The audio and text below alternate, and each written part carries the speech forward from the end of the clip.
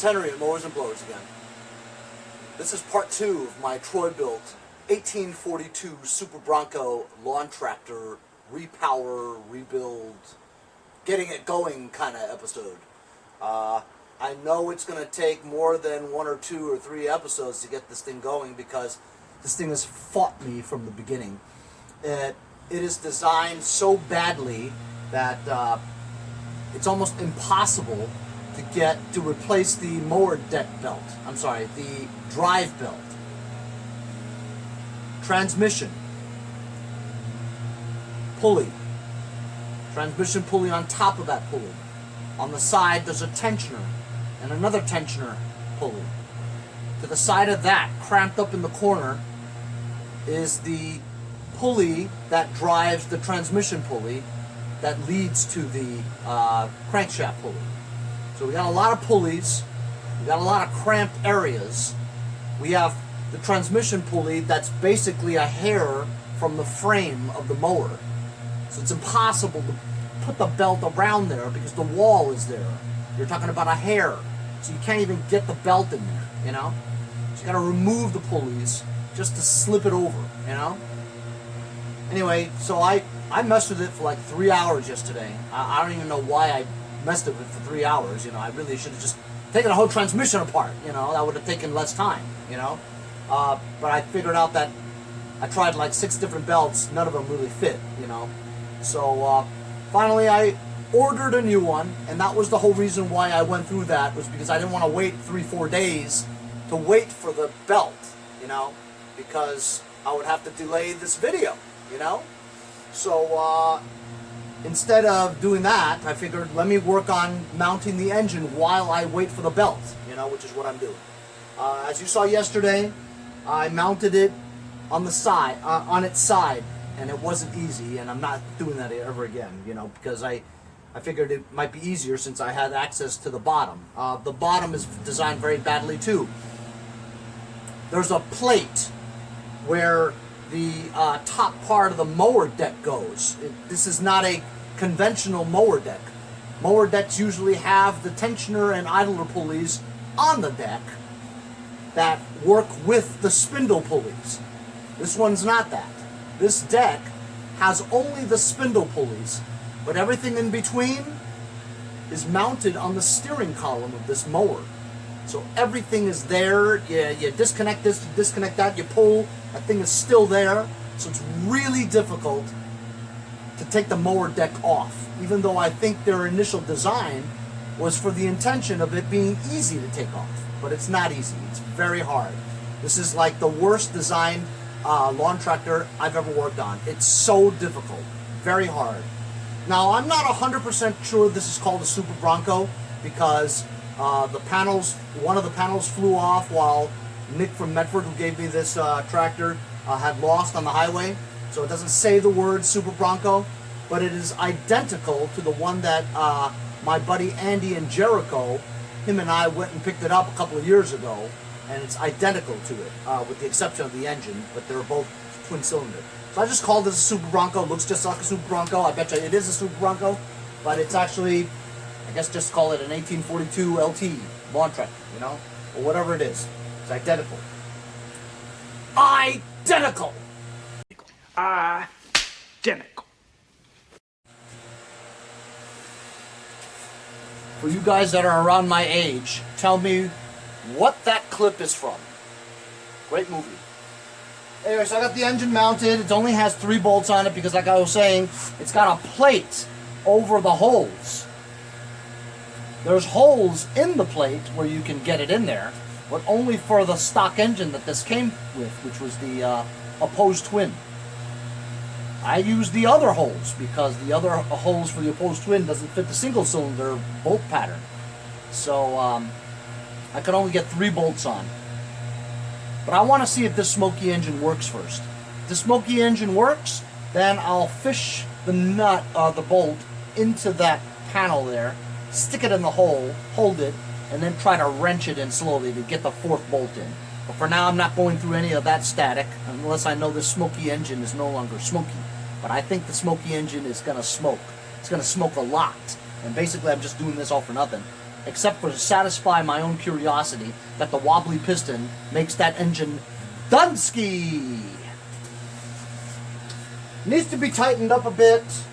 I just put it on there just for the heck of it. It was missing a choke linkage, which I made one myself from a previous video.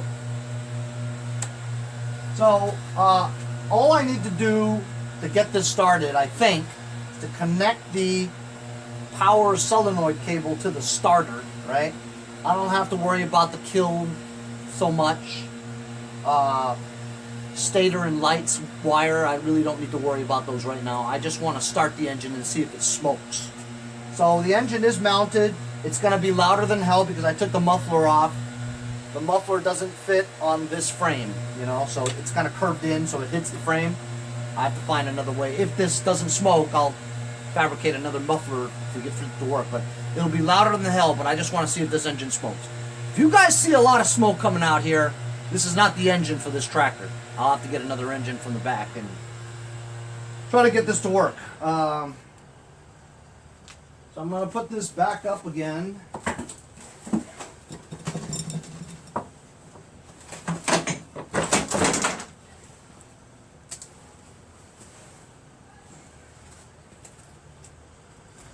This thing, I swear, is going to be definitely.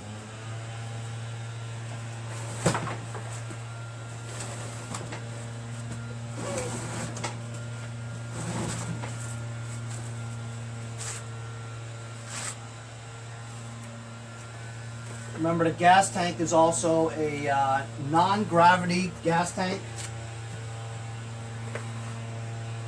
Because the output of the gas is lower than the carburetor, I doubt it will, I mean, maybe it will. It's about, oh, maybe it'll work.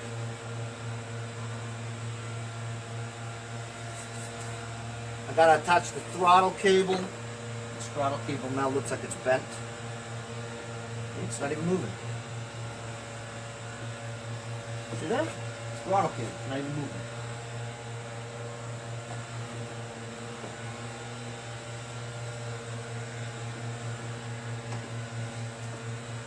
Why it's not moving? It looks like it should be alright. Oh, here it is. Well, this throttle cable is broken. It's cut up to here. I might have to cut here and rebend this. Guess so it will work. Tons of stuff to do. It's another chilly day here in Long Island. Getting tired of this working outside business, but I guess it comes with the territory. As long as I'm doing this in front of you guys, I might as well share a little bit of happenings. So I've been involved in this Pick 5 football pool for the past couple of years. Costs $105 a year. Comes out to about $5 per weekend. And so this is how it goes. I gotta pick 5 football games, pro, NFL, and I gotta get all 5 along with the spreads, you know? So it's basically a parlay 5. You know, if you guys bet and gamble, you'll know that hitting a parlay 5 in football is literally impossible. If you went to Las Vegas and put down a parlay 5 bet, you know, all 5 of your teams come in along with the spreads and you win, man, I mean, like a $25 bet would get you like 500 or something, you know? A lot of money. That's why people do parlays, is because the payoff is so high, but your likelihood of hitting all 5 is very unlikely, you know? Very difficult. So I've been playing it for 2 years.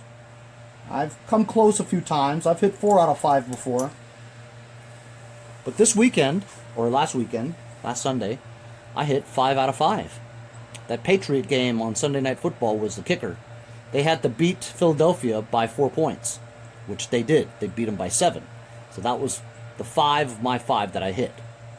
So usually the payoff is about $800 because there's like 120 people involved in the pool, right? So I thought, boom! I just got $800, right? Wrong! And why am I wrong?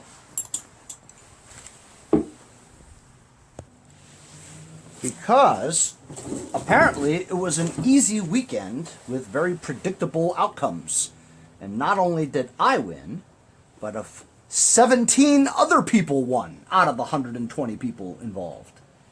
So $800 divided by 17 is a whopping $47.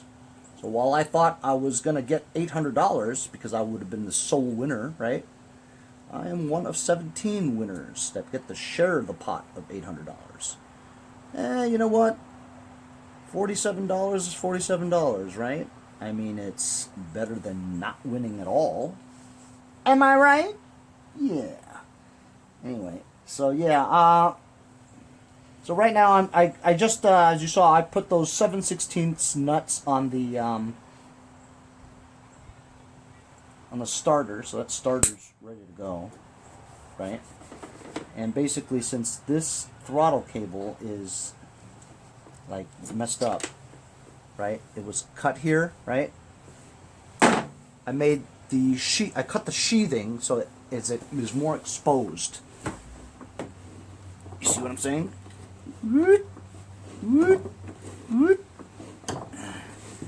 And you know what really annoys me is that I have to put a Z-bend on here.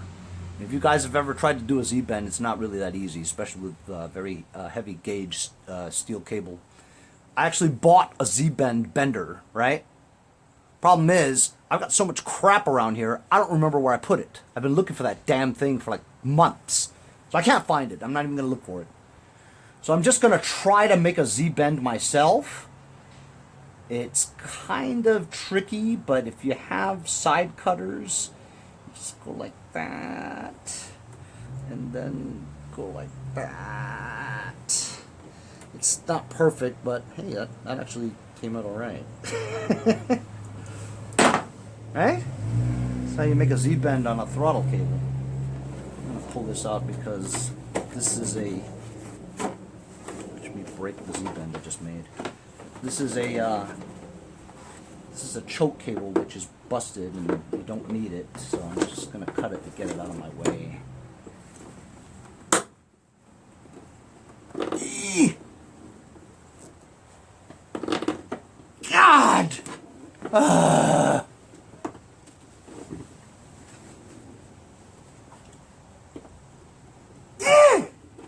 Oh, shnikes! Forget it.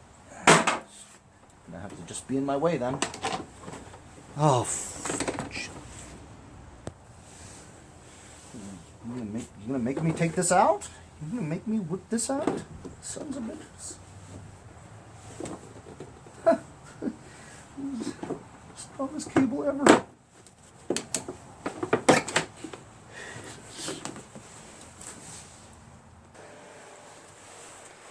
So as we're nearing the winter season, right, we all need to start thinking about snowblowers, right? Now, those of you who follow my channel religiously, which I'm hoping everybody eventually does, see, look, this cable is still kind of long, man. And I don't want to like kink it or anything like that, but it's kind of makes it difficult for this to move. Okay, it still works. So I'm just gonna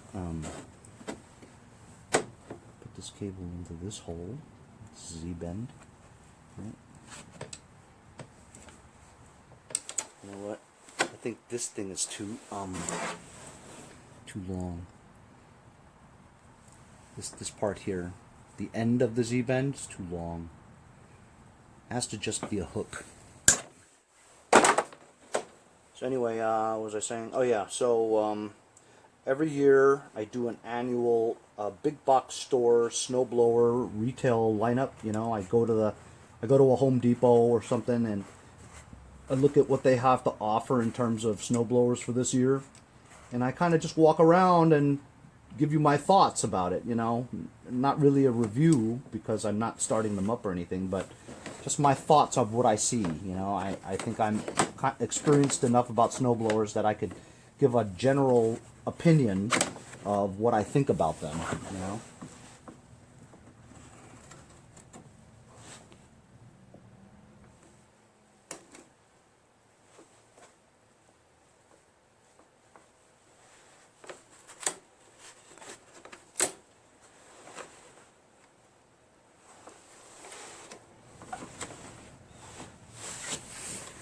Anyway, so I haven't done one this year yet, and I've done two reviews over in Home Depot. Well, you know what? I'm kind of thinking that this year I should go to Lowe's. I've been to Lowe's a couple of times, but you know, I've never liked Lowe's because the Lowe's near me is kind of far away, and there's a Home Depot closer to me, which is probably why I always go to Home Depot. But I really should go check out Lowe's because I hear they have quite a different selection of snowblowers. So I'm going to go and do my 2019 to 2020 snowblower lineup very soon. I saw a jump in my views from my 2019 one, and it's pretty cool. So as you can see, that's all it takes to attach your throttle cable to the assembly. What this was missing was the choke, right? And to take the choke, to put the choke on, unfortunately the carburetor has to be removed. Otherwise you're not going to be able to bend it like Beckham. So I'm brewing a very interesting episode of my Lowe's 2020 snowblower lineup video. I'm brewing something very interesting. Put it this way, I've already started doing some of it, right? Because I'm editing a lot. So it's a very cool video. Mostly for people who follow my channel on a regular basis, because it's going to include a cameo appearance by somebody. Oh, fudge. A cameo appearance by somebody you guys know. So it'll be fun. Let me remove this and I'll show you how it goes. So I just took this little elbow out. I'm taking this elbow out because this is the U-turn kind, right? This attaches to the kind of engine cover that allots for this type of air filter, like that, right? But this wasn't designed for this, so this is kind of out more, so the cover doesn't fit, and this thing doesn't really fit. So I have to use the other one, the one that has the rectangle filter in it, and this one's not a U, but rather just a half a U that goes here, and this attaches to the bottom hole of the cover, you know. So I'm not going to use this one. Anyway, so to remove the carburetor, you take that off. There's these two threaded studs that go in like that, right? And you could just turn it with your fingers. And it comes off like that, right? I'm not going to take it off completely. There's a nice gasket here. I made sure that my gaskets have good seals, because that is a bad gasket or a bad seal has been my cause of lousy running carburetors. So anyway, here's the I think this is a stock one, but I made one from this, you know, from this as a guide for me. I made one, and it came out pretty well. Anyway, so look, to attach the choke linkage, you just put it into this hole here, right? And then there's a canal over here, almost a guide as well, that goes in like that. The only way you can put it in like that is if you take the carburetor off. If you try to put that through the canal and this hole, can't be done. Trust me, I've tried. I've tried in the past, bending linkages and all that. I'm like, just take the carburetor off, you know. That's it. Let's see if the. Hold on, it's Quinn, the mailman. That's right. I'm back. After 45 minutes of talking about college football and coaching changes in the NFL. 45 minutes talking to the mailman. And you know what? That's how things go around here, you know? When you... I look at myself as a pretty friendly guy, pretty well-versed in a lot of different things, you know, popular things that everybody's into, you know, like pro football, college football, auto racing, although I am probably the only nut on the East Coast that follows IndyCar. And by the way, if you guys don't follow IndyCar, IndyCar is on the rise. Roger Penske just bought the entire league. And so under his leadership, it should be a very interesting season starting next year. Not to mention the fact that McLaren, look at that, huh? The choke lever works perfectly. See that? My Z-bend, throttle cable adaptation, and choke linkage works flawlessly. Nice and tight. Got fuel. Got the thing connected. All I have to do now is charge that damn battery. Oh, what was I saying? Oh, just really quick. McLaren from Formula One. Full season sponsorship at IndyCar next year. That tells you something. So while I was mentioning that this gas tank is too low because it's so big, right? And that the hose needs to be like higher than the carburetor for the gravity to work well. I forget who told me, but they said, no, that doesn't matter. You could, the pressure of the thing, it'll go in there, no problem. I forget. Anyway, so, but I do want to shorten the hose, you know. This is too long. This was made for the opposed twin, which wrapped around to the fuel pump, you know. So I want to just cut it a little. This is nice and flexible, so it'll make the turn. As you can see, this carburetor is a straight out nozzle, right? Straight out, not the 90-degree angle that goes that way. But that's why you need a flexible tube that does the turn without a kink. So we got the choke lever in there. We've got the carburetor on. It's got the seals and everything. We've got the gas line connected. We've got the throttle cable with the choke linkage done. We've attached the starter wire from the solenoid to the starter. All we need now is gas and electricity. That's all we need. That's all we need. All we need. All we need. This is the view from the battery in the back.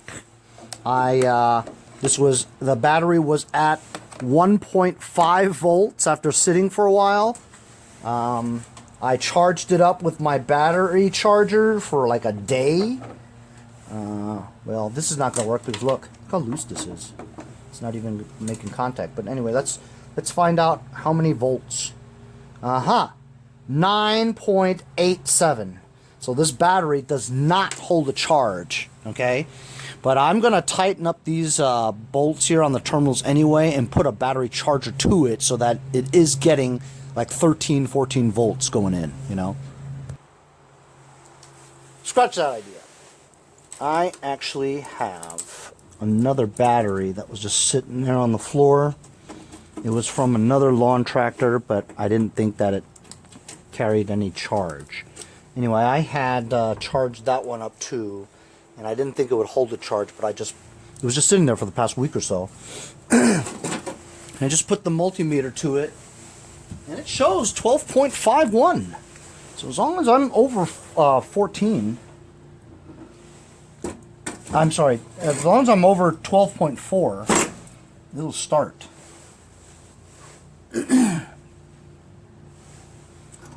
I'm going to attach the terminals onto this one. Okay, I've just tightened the battery.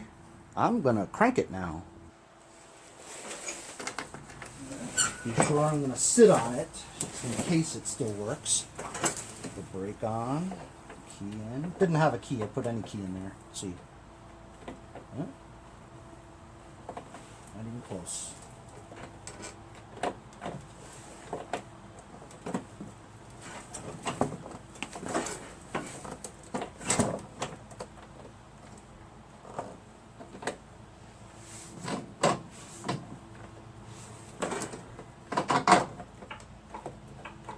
Wait a minute. Okay, so look, I just pulled the handle, the PTO handle, all the way back so that it will be touching the safety switch. Listen, I hear a click, which means that the power is getting through the safety switches, right? And is activating the solenoid. However, the solenoid appears to be bad because when it clicks like that, it won't work. Of course there's something wrong with the solenoid. Why wouldn't there be? Wouldn't it be too easy if it just worked? Of course. Somebody's out to get me. Take the battery tray out. Ooh, I actually have access to the transmission. Maybe it might make putting the belt on easier, but it's still very cramped in there. I doubt it.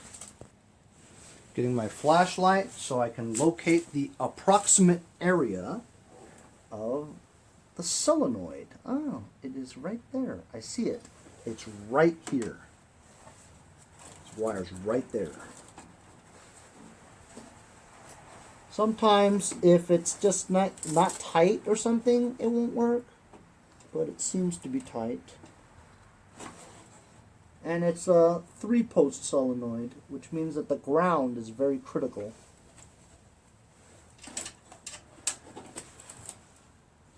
And there is a wire that is not connected. But I doubt that's it, though, because otherwise it wouldn't even click, you know. So, I guess I could try to jump it. I'm going to put a wrench in there and see what happens. Just going to grab a wrench. I'm not going anywhere. Right here.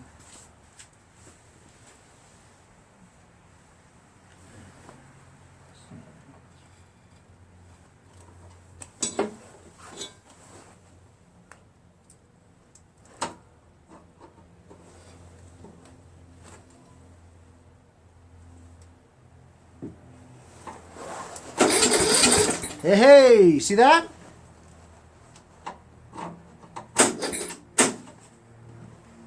There we go. It cranks, which means I need to change out the solenoid. Actually, very surprisingly, I just took the 2 bolts out of the back wall and just popped right out. So that actually was pretty easy to do, you know.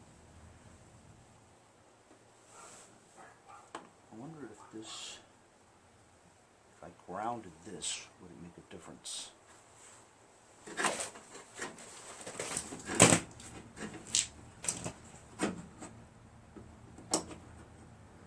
Yeah, it does, because this has to be grounded very well. This is touching this, grounded. It would be better. I'm worried about this touching anything right now. As well as I should. I'm just going to try something. I'm going to try grounding this and that. See if it works without me bypassing.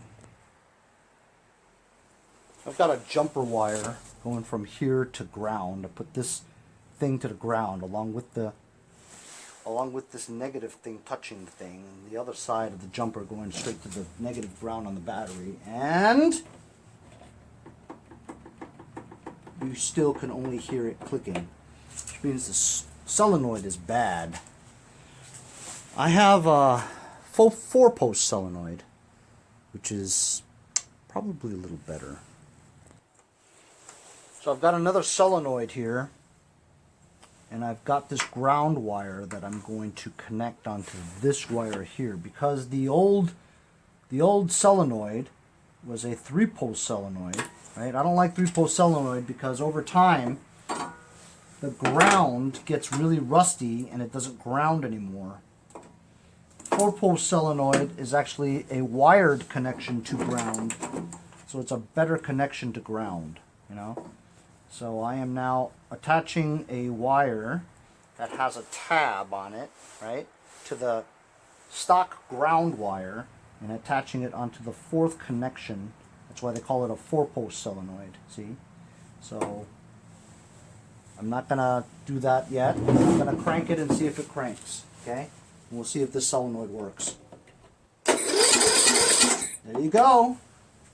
Success! Another successful solenoid!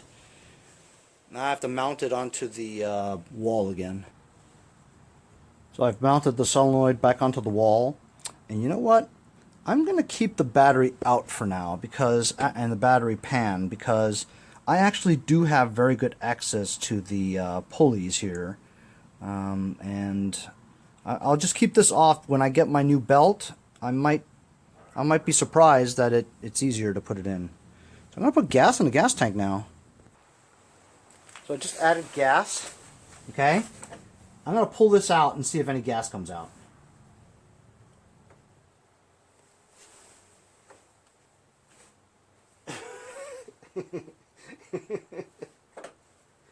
Gas does not come out. So like I said, this gas tank needs to be gravity fed.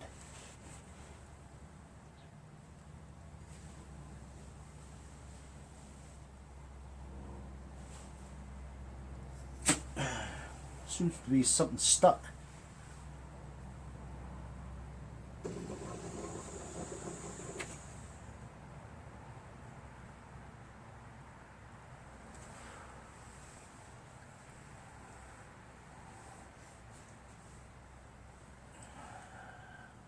Not going to start. It doesn't have any gas, right?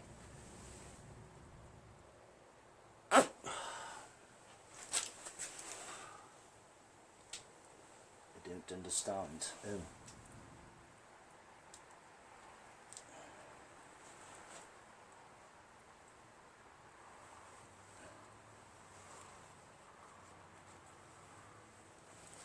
Looks like it's sort of coming out, but not really, you know? Not very dependable.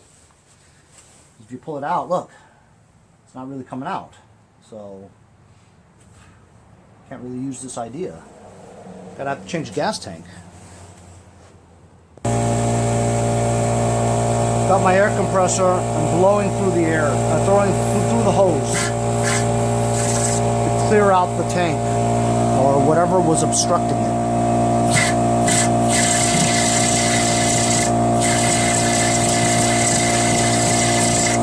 So now it's clear.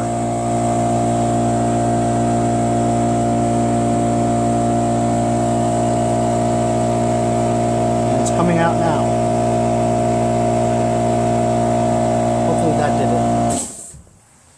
Okay, fellas, so I think it's getting gas. I'm just going to crank it and see what happens.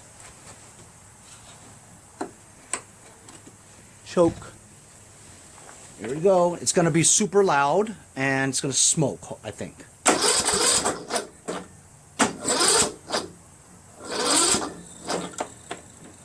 Okay, so the battery is not strong enough. I'm going to have to put a battery charger on it right now and have it set to engine start mode. I've got a battery charger to it now on engine start mode. Remember, it's going to be loud.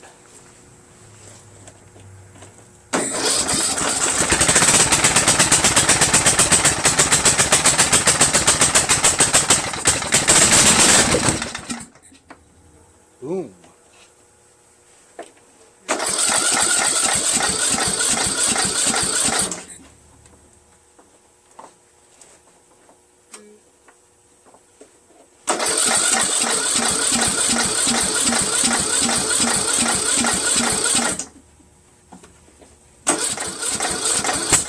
Boom. I flooded it a little bit. I'm going to wait until the battery charger gets the amperage rebuild again. While I'm waiting for the battery to charge up a little bit more, the muffler is only on with one bolt. It's off by 1 millimeter for the other bolt, but it's at least better than not having any muffler, right? At least it'll be a little bit quieter. Let's try it again. It's on choke.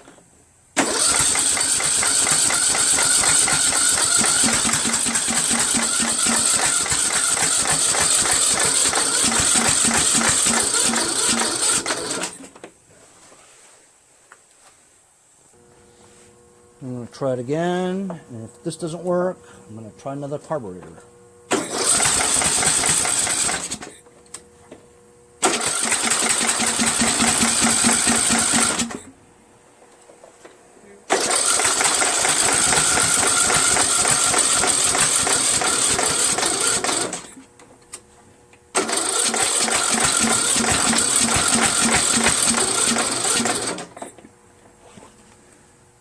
try another carburetor.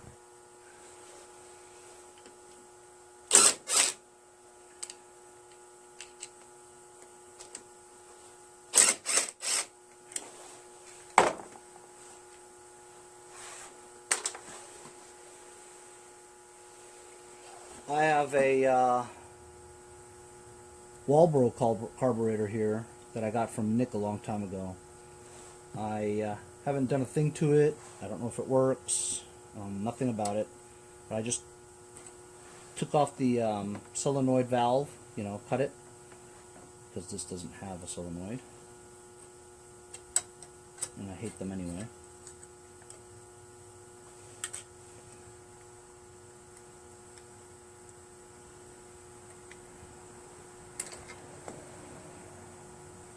This is a Nikki.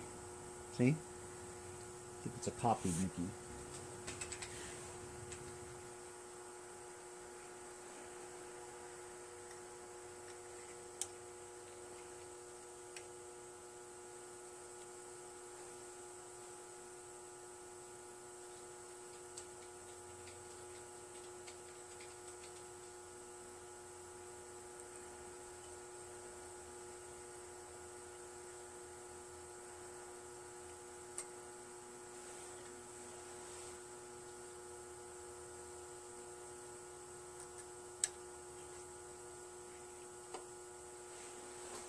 What you need is, you need this O-ring over here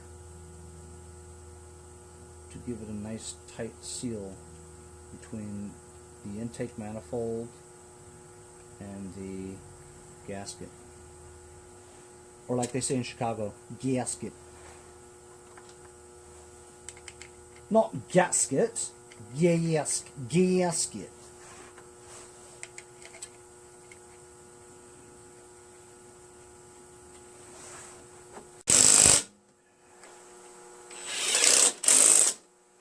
Easy to change a carburetor if you know what you're doing. Not saying I know what I'm doing, but changed it fast. See, I don't think it's getting any fuel, honestly.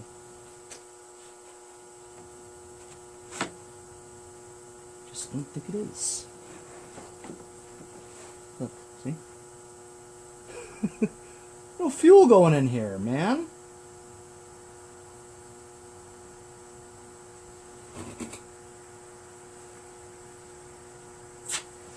Seems to be something blocking again, man.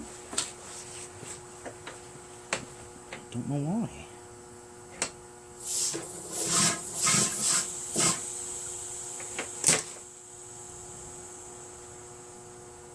Even after blowing through it, look, nothing comes out.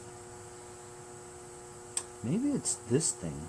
Maybe it's the fuel filter that's dirty or something. What do you think of that? Huh? That might be it. Because I don't know the condition of this fuel filter. This fuel filter could be Dunsky.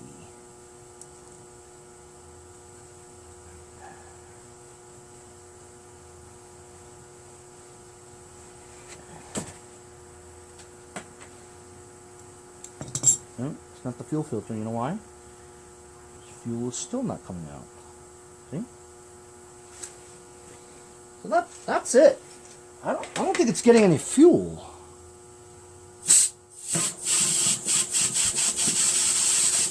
I don't understand why.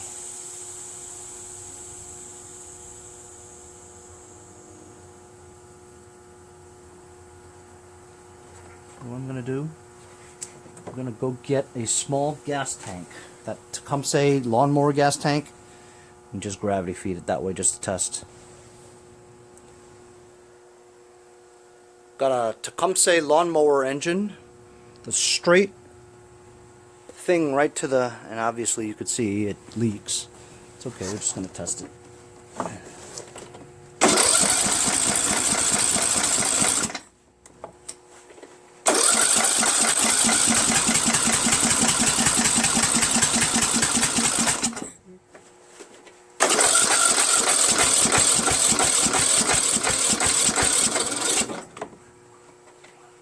Well, that doesn't work either. I've removed the spark plug, and I'm going to crank it and blow something out.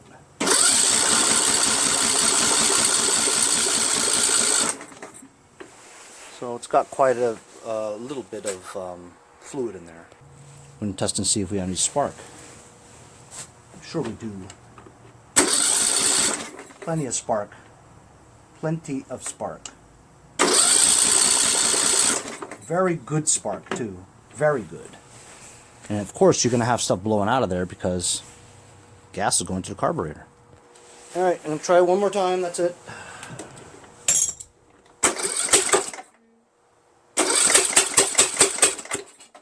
Something's igniting, right?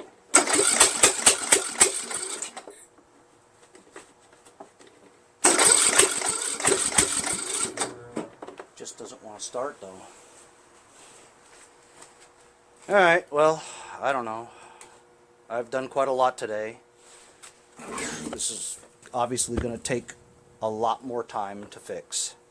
I have to wait for the belt anyway, and in the meantime,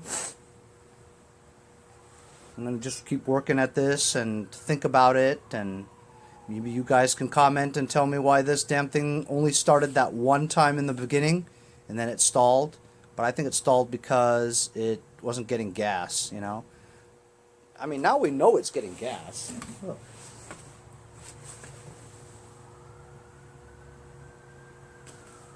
Pouring out. That's the way it should have been coming out, see? So now fuel is pouring out. So we know we're getting fuel. We got spark. I don't know, maybe the compression then? Well, I'm going to check compression tomorrow. But I've just about had enough for today. We put a battery in, changed out a solenoid. We put the carburetor linkage on, attached the throttle cable, attached the starter wire onto the starter. I made sure it had Earl in it. We got spark, we got fuel. It just won't start. So the next thing is the compression. Tune in for part 3 as I check the compression of this engine. Hopefully get this engine started and see if it smokes, because that's all we want to know is if this engine smokes. The smoky engines, does it smoke? See you guys next time on Mowers and Blowers. Hey guys, support my channel, buy a sticker. Also follow me on Instagram at Mowers Blowers. Check out my website, mowersblowers.com. See you guys on my next project. Have a great day.